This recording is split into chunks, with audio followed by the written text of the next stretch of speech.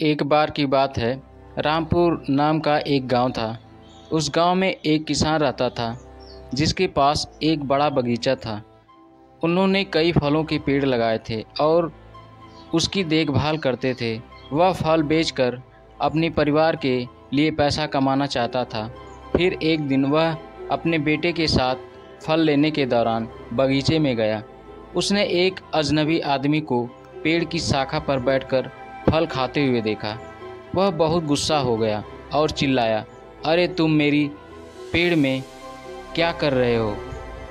शाखा पर बैठे अजनबी ने माली को देखा, लेकिन उसने कोई उत्तर नहीं दिया और फल खाता रहा। माली बहुत गुस्से में था और फिर से चिल्लाया, पूरे साल मैंने इन पेड़ों की देखभाल की है। आपको मेरी अनुमति के बिना फल लेने का कोई अधिकार नहीं है, इसलिए एक बार में नीचे आ जाओ। पेड़ पर अजनबी ने आवाज़ दिया, यह भगवान का बगीचा है और मैं भगवान का सेवक हूँ। आपको भगवान और उसके सेवक के काम में हस्तक्षेप नहीं करना चाहिए। माली इस जवाब पर बहुत हैरान हुआ और एक योजना के बारे में सोचा। उसने अजनबी को पेड़ से बांध दिया और उसकी पिटाई करने लगा। अजनबी चीखने लगा। फिर अजनबी हिचकिचाया और कहा, रुको, मुझे मत मारो। मुझे फल लेने से पहले तुम्हारी अनुमति लेना चाहिए था, इसलिए माफ़ कर दो और मुझे आज़ाद कर दो। तब माली ने उसे आज़ाद कर दिया।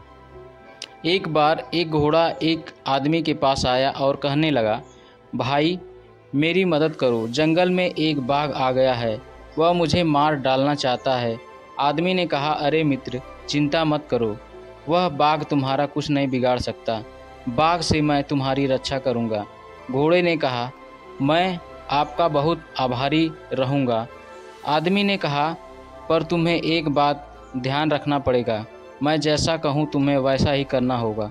घोड़े ने कहा, मुझे क्या करना होगा? आदमी ने कहा, तुम्हें अपनी पीठ पर काठी और मुंह में लगाम डालने की अनुमति देनी होगी। घोड़े ने कहा, तुम जो चाहो सो करो, पर कृपा करके मुझे उस बाघ से बचाओ। आदमी ने घोड़े की पीठ पर काठी कसी, उसने उसके मुंह में लगाम लगाई। इसके बाद वह घोड़े पर सवार हुआ, दौड़ाते हुए उसे अस्तबल में ले आया। आदमी ने घोड़े को बांधते हुए कहा, अब तुम इस अस्तबल में एकदम सुरक्षित हो। जब मैं तुम्हें बाहर ले जाऊंगा, तब मैं तुम्हारी पीठ पर सवार रहूंगा। मैं तुम्हारे साथ रहूंगा, बाघ तुम्हारा कुछ नहीं बिगाड़ सकेगा। इसके बाद आदमी ने अस्तबल का दरवाज़ा बंद किया और चला गया। अब घोड़ा अस्तबल में कैद हो गया। उसने मन ही मन सोचा, मैं यहाँ सुरक्षित जरूर हूँ, पर स्वतंत्र नहीं। मैंने सुरक्षा प्राप्त की, पर अपनी आज़ादी गंवा दी। यह तो बहुत बुरा सौदा हुआ, पर अब मैं मजबूर हूँ। स्वतंत्रता की कीमत पर सुरक्षा किस काम की? बसंत ऋतु का मौसम था। सर्दी की ऋतु बीत चुकी थी और गर्मियाँ अभी शुरू नहीं हुई थी। एक बच्चा नदी किनारे टहल रहा था कि अचानक उसका तैरने का मन हुआ। उसने कपड़े उतारकर किनारे पर रखे और नदी में कूद गया। पानी में उतरते ही उसे महसूस हुआ कि पानी बहुत ठंडा है। यदि इसमें कुछ देर और रहा तो ठंड लग जाएगी, इसलिए उसने जल्दी से बाहर निकलना चाहा। लेकिन नदी उस समय अपने उफान पर थी और उसे अपने साथ बहाए लिए जा रही थी। लड़के ने बाहर निकलने की बहुत कोशिश की, पर निकल नहीं पा रहा था। वह ज़ोर ज़ोर से चिल्लाने लगा, बचाओ बचाओ, मैं डूब रहा हूँ। नदी के पास से एक व्यक्ति गुजर रहा था। वह बोला, मूर्ख बालक, तुम्हें समझ होनी चाहिए कि यह तैराकी का मौसम नहीं है। यदि तुम्हारे माता पिता तुम्हें ऐसे तैरता हुआ देखते तो कितना नाराज़ होते, इसका तुम्हें अंदाज़ा भी नहीं।